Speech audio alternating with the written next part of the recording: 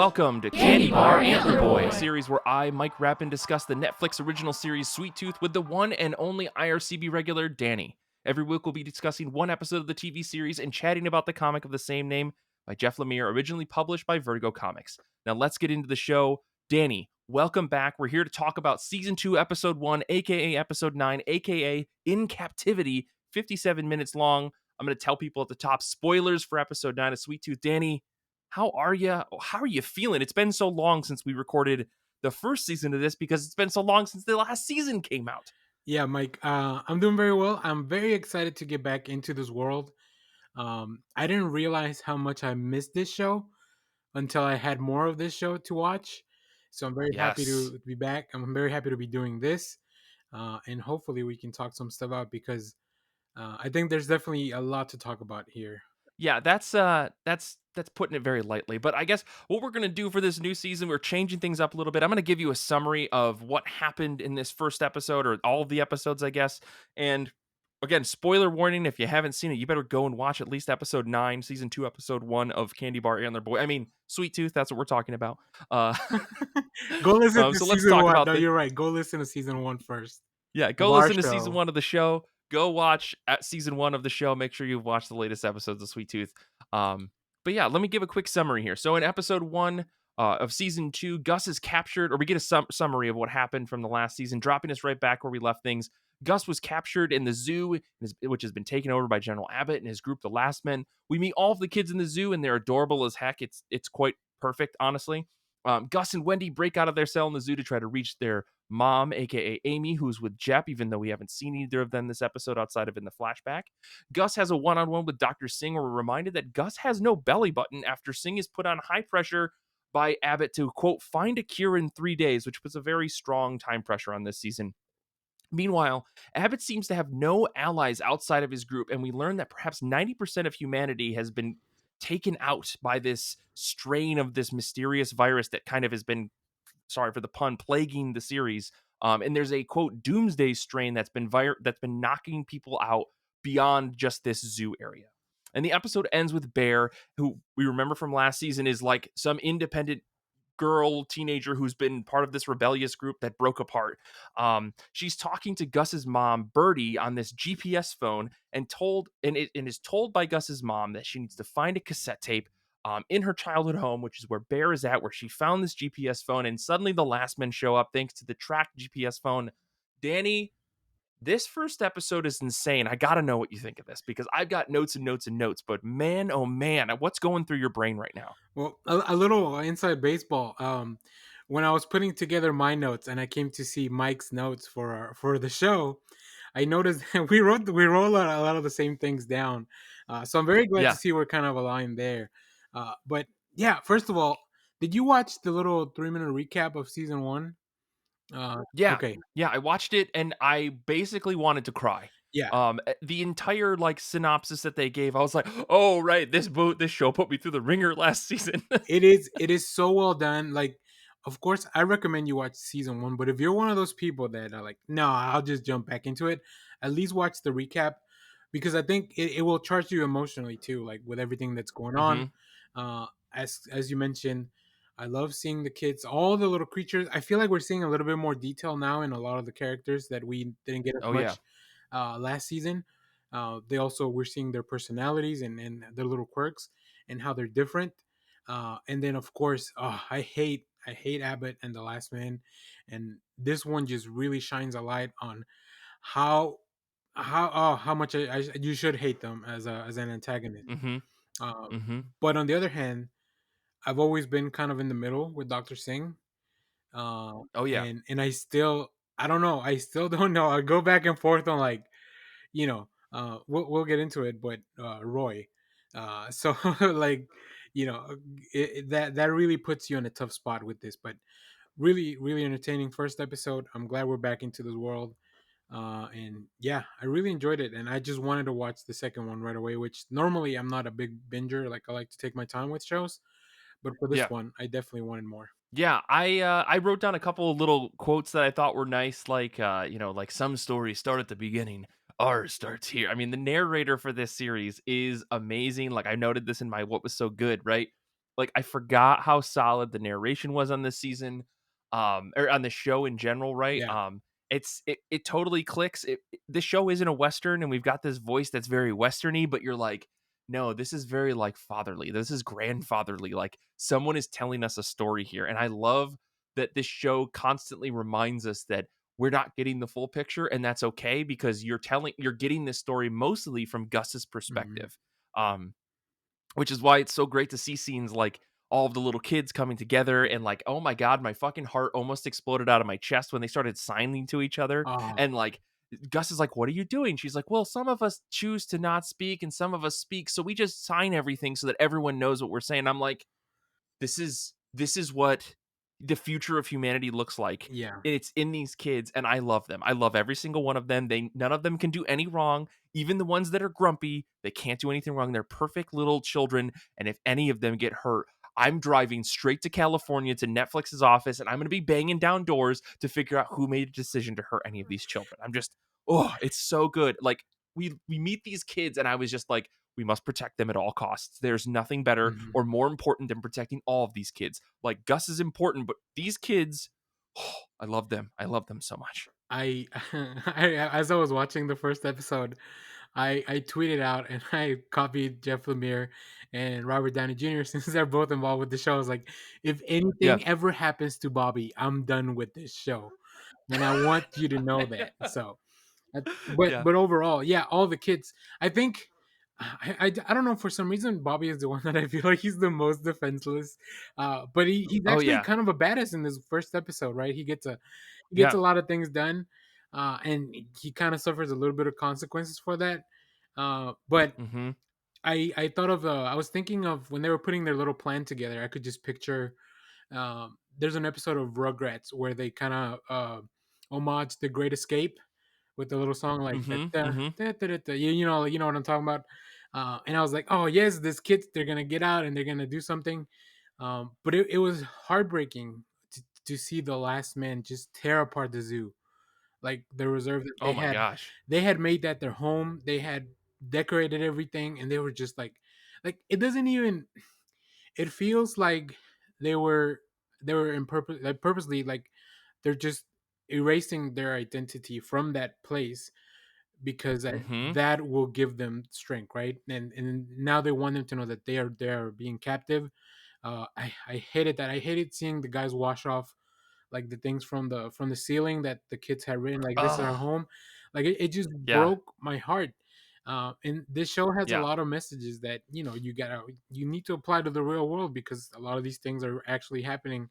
But it's such a smart way to do it with these relatable characters. Yeah, the thing that's really interesting about all of that is this season in particular, just this first episode really is showing how like how futile man is, right? Yes. Like man has only one thing in it is violence. That seems to be kind of like the core of the story right now. And these kids are just kids. They don't necessarily want to live that life. They just want to be a family and they just want to be children, you know? And yet, because of this virus that's happening, that is taking out all of humanity and not affecting any of the hybrids, um, humanity has been put into this corner where like they can only act violently, and Abbott is the personification of that, right? this Yeah. this dictator. I think we see, I can't remember if it's episode 1 or episode 2, so sorry if I'm getting a little bit ahead, but we see this flag that has like Abbott's Oh face yeah, on it, yeah. that's like clearly this crazy like dictator thing. Mhm. And like I never really saw him as a dictator in the comics, right? So to tap into that a little bit, I never saw him as a dictator in the comics. I saw him more as just like a general who was kind of leading this group of like 100 or 400 people. And maybe that's a dictator, right? When humanity is 90% wiped out, like what percent of the population is that? It's quite significant. Mhm. But it's interesting to see that they're like kind of pivoting that the last men kind of faction to be more of this bigger tyrannical like military operation. Whereas I think in the original text of the comic, they're kind of just this ragtag group of extremely conservative folks who are doing anything they can for their own survival because they're desperate.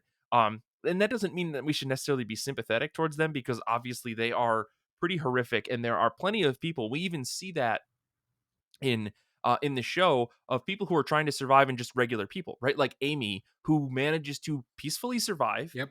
and her only problem is the freaking last men that are coming after her, right? Like she actually has no problems in life. She's able to feed her family, she's able to survive, she's able to take care of these kids. And it's not until these last men show up who are so desperate for survival that anything actually becomes a problem. So, um, yeah, I think it's really interesting to see how they're kind of shifting the narrative to show like that these people, these remnants of humanity, are actually the weaker ones because of their desperation. Yeah. Um, and like we in most TV shows, right? Like any dystopian show, like The Last of Us or Walking Dead, you kind of root for humanity and you understand their desperation. It almost becomes sympathetic. Whereas in this, you're like, this is violence for violence sake, Mhm. and that is not anything that I want to root for. Especially with the kids Yeah. and how they're portrayed. I don't know. This show does a great job of that. I like how they're pivoting it. And they look to the hybrids as an outlet. They don't have any. There is nothing that has told them for certain that the hybrids are the cause of this virus. Now we as the audience get a Right. little bit more insight into that, but it's just that ignorance that they're applying to their misguided solution. So Mhm, it's like mhm. they're already doing bad things, but they're already doing bad things for even the wrong reason. So like it's just like bad on top of Yeah. bad. Um, I do want to pull back a little bit because I don't want to not talk about Alaska and Birdie, which is the opening sequence, Yeah, yeah, right? yeah. We which ended in such an action oriented way for.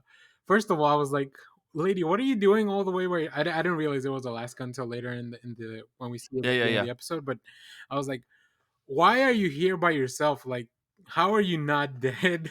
Uh, I know. but she's like this is Birdie. She's exploring she's looking for something, the purple flower or whatever this case may be. We're learning more Mhm, about this purple flower and more about the work that she was doing in the lab. But that was a really intense opening sequence. I love that when you find a boat in the middle of the ice, like a lot of things have done it, like even aliens movies have done this, where there's a boat in the mhm, middle of the ice frozen. And she, I think she finds what she's looking for, but then she's on a winch tied in so she can get back upstairs, and all of a sudden she gets pulled back, and that was a really intense sequence that just kind of happened. But it pays off not only with some really cool action shots, kind of, although I think you might feel a little bit different about that sequence, but then we also see like some prints on the snow about who mm. pulled the wench so she would go come back up, and maybe somebody's kind of sabotaging her research. What do you think about that? Oh, well, as I think I've said in a previous season of this show, I have read all of the Jeff Lemire comics, so I kinda know what's going on here, to a certain extent. Like, a lot of the stuff with the Alaska bit doesn't get really explored until much later in the series, which is, in my mind, Jeff Lemire saying, "Ah, maybe I gotta figure how this story's gonna end." Uh, which I don't mean to, talk poorly about him. I'm sure that he had a Careful, clear story you'll going summon forward, but Nick, even though he's not even yeah, yeah, aware yeah. that we're I don't doing want it. to summon Nick to the show. But no, it's interesting because like I know where this story is going from that perspective, but I like the way that they're exploring it. And I don't want to, spoil it for you, Danny, so I'll kind of leave it vague. But I do like the way that they're exploring the mystery of this series, right? Like there's clearly a supernatural thing going on. We've got these hybrid kids, and I think the first season really paints it at this as this like, oh, it's a natural evolution, it's got something to do with biology, it's got something to do with this virus, no one's really sure. And I think I like that this show is starting to pivot, which in the same way this is what the comic did, started to pivot more towards there is a mystical element to this. Oh, And we'll maybe talk a little bit more about this in later I would episodes, think, yeah. but I like that they're starting to kind of give this what if weirdness about things, because that whole scene with her on the boat, with Birdie on the boat, was really interesting because she's walking through this ship. There's all these dead guys on this boat, right? These skeletons. And she comes across one guy who's got this massive flower embedded in his chest. Yeah, This purple flower that we've seen in other places before. This purple flower, but this is huge. And he's holding onto this book that's written by Dr. James Thacker. I think that we're gonna get more explanation on this later, but I like that they're really trying to like tease out this mystical thing, because in the comic it's kind of just like lore dumped on you. Um, And yeah, so I like that Birdie gets a bit more of her story here because it's only explored in the comic in like flashbacks and weird things. So Yeah. yeah, it's pretty cool. Action sequence is interesting, and I like the significance of the deer hooves or hooves of some Yeah. kind. Yeah. It's there because Gus is clearly important. Like he's clearly the main character of this. And not just from the writing standpoint, but from a he's at the center of all of this, right? Like Dr. Singh, I think, even remarks on the fact Mhm. that he can't believe that Gus is so old because he's like, no, no, no. The virus only showed up 8 years ago. You can't be 10 years old, Right. right? Um, yeah, so I like that. And I think like uh yeah, there's probably more to be said there, but I don't want to like skip over any more stuff in Got Alaska unless you want to Well, talk more I'm about it. glad you have the. So when we were preparing for this season two, like I mentioned that I hadn't really read the comic past volume one, because Yeah. of the same reason, right? I didn't want. I feel like you already have a different approach to looking at the show because you know a little bit more. But I think one advantage of an adaptation of something that's been finalized like this is that you can go back and maybe rearrange. Like maybe even Jeff Lemire was like, "Ah, man, I wish I would have done this earlier to start planting some seeds." No pun intended with the Yeah. flower stuff, but um Yeah. so it's good. I'm glad that creators get to revisit their work, and we're getting a lot of adaptations for comics, so this is something that we'll probably keep seeing going forward. You Mhm. you mentioned Gus, and I want to discuss one thing that he there was one thing that he did in here that I don't know that I agree with his approach. um Yeah. Go for it. so when Ghost goes back to with the rest of the kids, he goes to see Dr. Singh for a little bit. They talk about some stuff, and they kind of make a deal. But prior to that, they had already taken another one of the kids, Roy. Now we as the audience know that Roy was, for lack of better wording, used to make more of the antidote that Dr. Singh can make for now, and he's not coming back. Uh, Now, Gus lies to the rest of the kids and tells them that he was able to escape. And I kind of get like, I kind of understand, but I don't know.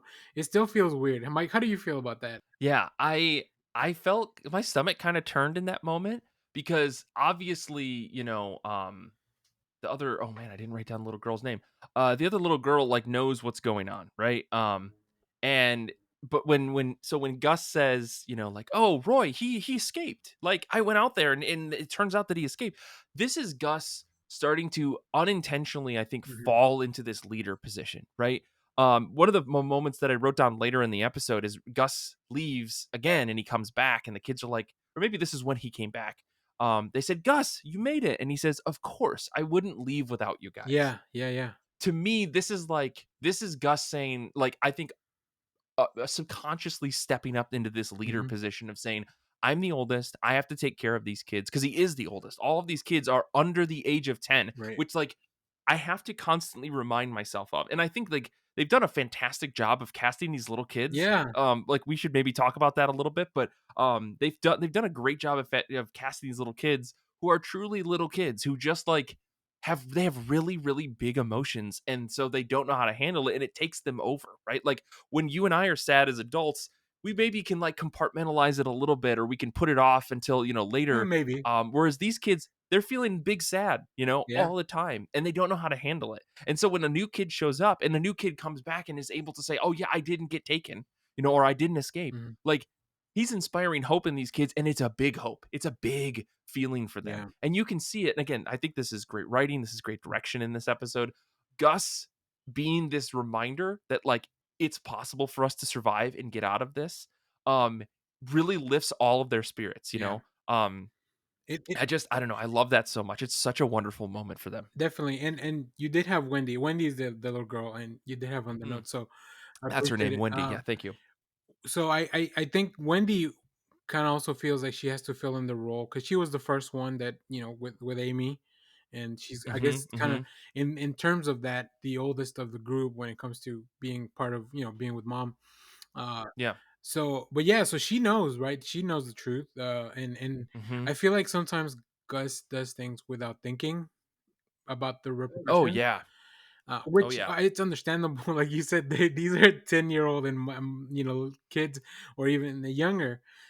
So I don't know. I hope this doesn't come back to bite them in the butt too much. only because I don't want anything bad to ever happen to these children. Yeah. So Well, but this is the thing, right? Like, I think whether or not it comes back to bite him, this is kind of the problem with this show that I've noticed, or maybe I was reminded, is that they do these moments of like extreme, I don't want to say levity, but there's like this hope, mhm, and then immediately like smack it down back down to the ground, right? yeah, So like for every time something nice happens, 2 minutes later they'll be like, oh, by the way, the world is ending and these kids are all gonna maybe die. And you're like, no, no, no, what? Why would you do that? right, Um, and I only say that because it was like tonal shift happens mid scene sometimes, and yeah, you're like, wow, what whiplash for me as a viewer to be like, I'm feeling good. Oh no, I'm feeling bad again. Um, yeah. Because even at Especially when it comes to these kids, because like the scenes with Dr. Singh where he's like, yeah, I've got to do this awful thing, and then he's like, wait, maybe there's hope. Maybe I'm finding out information that I actually need. But then he's reminded, oh no, they're gonna kill me and they're gonna kill my wife. yep. So yeah, it's pretty crazy. I was really shocked at how back and forth this episode was in particular. Yeah, no, I feel the same way because especially after I think after the sequence with the kids, we go see Dr. Singh again, maybe talk to his wife for a little bit. And I looked up the name of the actor is Adil Akhtar. He's doing so much of the lifting for Dude, this show. he's It carrying is it. incredible. He's so good because he's in the worst spot, right? He's a captive of Abbott. He doesn't want to lose his wife, but he has no choice. And then he's the first one to find out the antidote has been made up until now. So now he also has to live Hmm. with that burden, and trying to find a better way. Which hopefully that's what the season eventually leads to. But for now, we don't have a lot of choices. He's in a tough spot. Uh, but I do love seeing that he can still find some solace in his wife. Like they really hold each other up. Hmm. Hmm. She's sick, and she relies a lot on him for a lot of stuff. But also, I can tell that she helps him to make sure that he's at his best, and as much as they can in their situation. So I like their relationship a lot.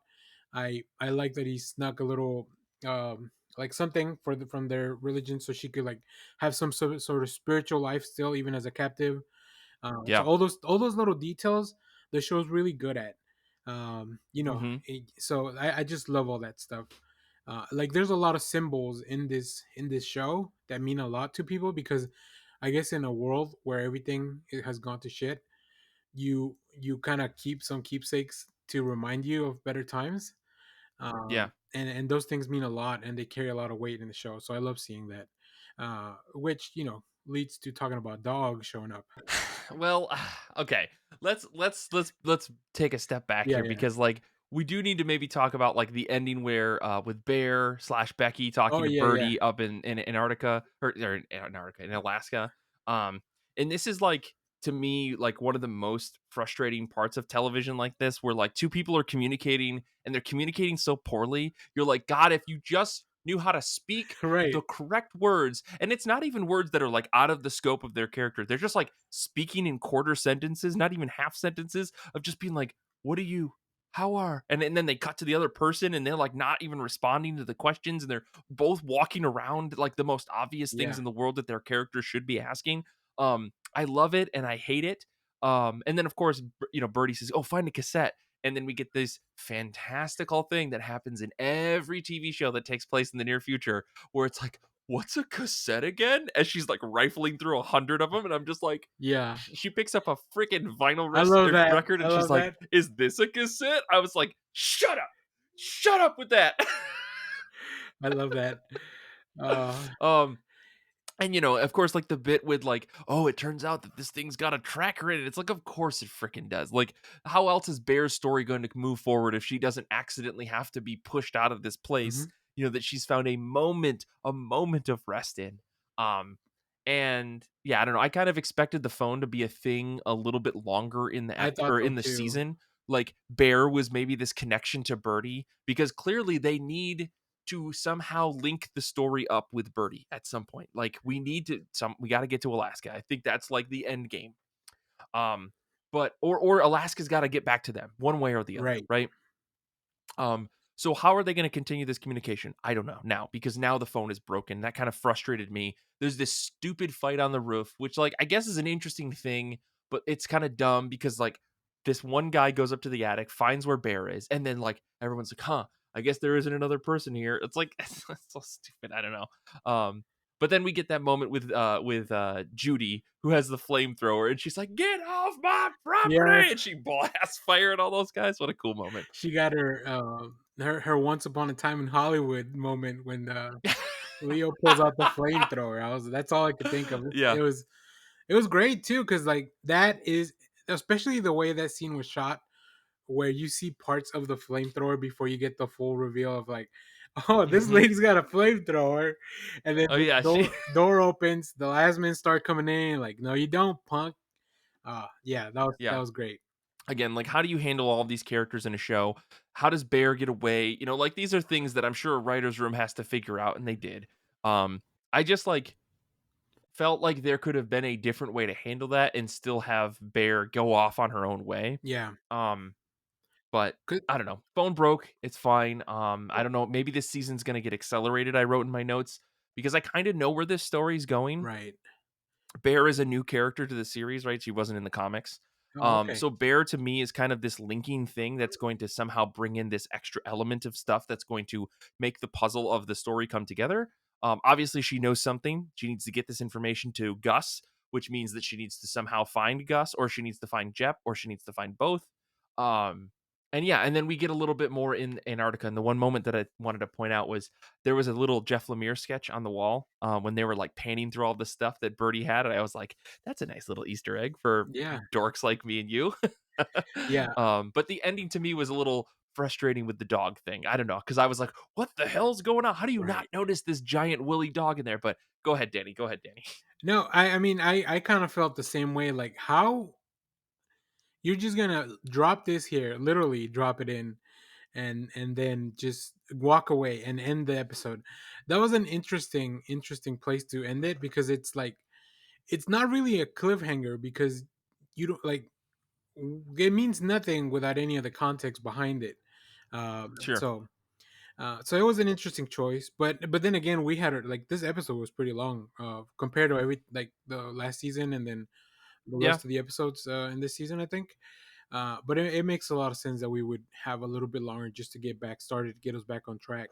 But Hmm. yeah, that was great. I like the fight on the roof. I like that she had her little bear claw, Oh like right. Yeah. Yeah. those Yeah. little things. Because once again, in a post-apocalyptic world, like, you need stuff to defend yourself.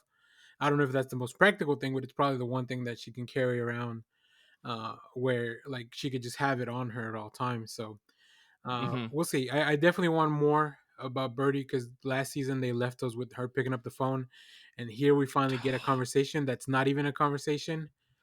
Uh, Yeah. I Yeah. know she can't be really trusting, but I don't know. I feel like, say something to say like, I'm not a bad person, but I guess that's also tough to do with a stranger over the phone in the end of the world. Yeah. Uh, Yeah. so but yeah, overall, I really dug this first episode. It was nice to be back. And then Yeah. we end with a little bit of narration, which feels like just a warm hug. That voice is so good. That should Oh be yeah. that person should be the narrator for everything and everywhere. Yeah, I couldn't remember who actually did the narration for this.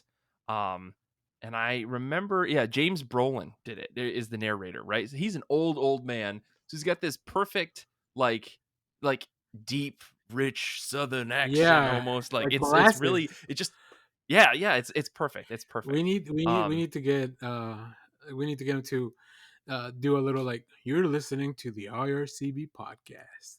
yeah, how do I get him on Cameo? Let Yeah, me give him right, a call. exactly. But anyways, yeah, I guess I don't know. But to your point, Danny, like this episode, I think you marked it in our notes. Like episode 1 and 2 actually work better together. So Mhm, Netflix in their binge model, I think they want you to watch as many episodes as you can in a sitting. And I think watching 1 and 2 back to back is actually the way to do it. I know that's how you and I did it, so that we could record our show and blah blah blah. And so I was frustrated with the end of this episode, mhm. and then of course you watch episode 2 and you go, okay, I guess it's not so bad. But if I just had watched episode 1, I'd have been mad. Yeah, because I watched So one and then I watched the other one the next day. So I oh, was okay. frustrated up until I finished the second one for sure. So Gotcha, we'll gotcha. talk about more of that in the next episode of our show. For sure, for sure. Well, I guess to wrap things up then, Danny, do you have any questions? I mean, like, I feel like for some reason I'm the lore master of this show. So I guess do you have questions that are still like rumbling in your head about where this show's going? I'm trying to think of anything that would be non-spoilery that you don't. Okay, so I guess the one thing I will ask you is compared to the comic, how do you feel the pacing of the show as far as the storytelling? I know they've switched around some things on you, and I don't know. It's hmm probably been a little while since you read the comic, so I hate to put you on the spot, but that's why you're here. Uh, Yeah, no, it's interesting because I remember when I reread this series, I was surprised at how fast Gus goes from being with Big Man slash Jep to being in this like jail, right? Because mm, the show is a little, the comic's a little different. He's not in like a zoo; it's a different thing. yeah, And the whole thing with Wendy and Amy and stuff, like it's just not one to one. But I remember being surprised because like you forget how like much kids glom onto adults and how much they'll learn from adults after only spending a little bit of time with them. And in the comic, it's not really so clear how much time they spent together, like Jep and Gus spent together. yeah, So, um, but it's implied that it's a bit of time. And obviously we saw that in season 1, like Gus is very much attached to this guy who is his now surrogate father. yeah, And so like we see him trying to step up and do the right thing because that's ultimately what Jep showed him is that even if you've done wrong, you can still do the right thing. Um so I don't know. I think it's right now I'm trying to like I'm doing that thing that I think all comic book readers who watch adaptation should do, and I'm very much trying to separate things, okay, but like appreciating when I see parallels to the comics. We're getting a bit more of a drawn out story here with Singh and with Abbott and everybody else. So like I'm appreciating just extra details to a world that I already really loved. Um but yeah, as far as pacing is concerned, I think we already had slowed down by with season 1 being like as slow as it was yeah. in comparison to the comic.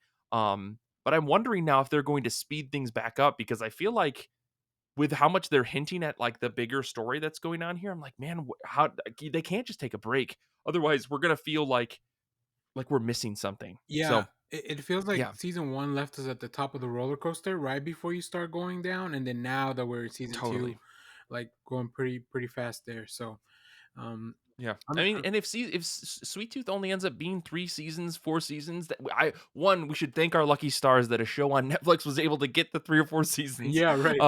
But also like that would not be bad. Like 4 seasons of a show is not a bad way to tell a what 6 volume comic book story. Like I think that that's great. No, I Like think you that's don't a have to very good. stretch this out.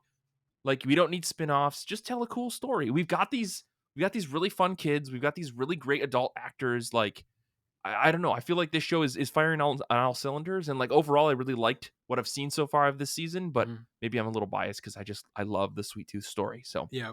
The only other thing I hope is that we get maybe a little bit more flashbacks because I love Will Forte in the role of Poobah. yeah, So yeah, maybe a few more flashbacks. I think he still has. I think Gus still has a lot to reconcile with that relationship with him. And yeah, then Christian Coventry, who's Gus, like he is just amazing, amazing actor. yeah, So I'm really like totally. the show found some really talented people to tell the story, and I'm very glad hmm that we're here. So Yeah, I do want to note on one last thing. I know I mentioned the kids. We didn't really get into it too much, but like, can we talk about how perfect these child actors are mhm. for this show? Like, it's rare to find a show that actually delivers with child actors, and I feel like every single one of them did their part really, really well. Yeah, Like the bit with the girl who just repeats people's voices and that's stuff was good. might be the That's good. funniest thing, even though it's like a tried and true bit. It was still very, very funny to Yeah. me. Like all the kids signing to each other, the little elephant kid, the poor little turtle kid. I mean, like they did such a good job of like capturing children feeling big emotions. Mhm. I know I talked about that earlier, but like, yeah, I don't know. Any last thoughts, I guess, about those kids? Well, and the thing I will say is kudos to them because you can tell a lot of the makeup they have is practical. So just the fact Yeah. that they have to have that on for, I know they don't work as long as many hours as an adult would, but still like having all that hmm on for so many hours, or just sitting there for the time they would take to put on all that makeup. So like kudos to them, and hmm yeah, great performances. Um, I think I'm sure we'll talk more about all the kids for sure, like as the season goes by, because Yeah. now they're a bigger part of the story. But yeah, Gus and Wendy as their kind of leaders, the factor just because they know a little bit more, I think it's going to be a really interesting dynamic. And I look forward to seeing what each one of them kind of brings to the group, because there's a reason that we went through the introduction of like kind of like their special skills, kind of right Yeah, in this yeah. episode, because I know this is kind of like a Chekhov's gun. Like, you don't just show me that in the first act and never use it again throughout the season. Yeah. So I'm sure it'll come in Totally. handy at some point. Totally. Totally.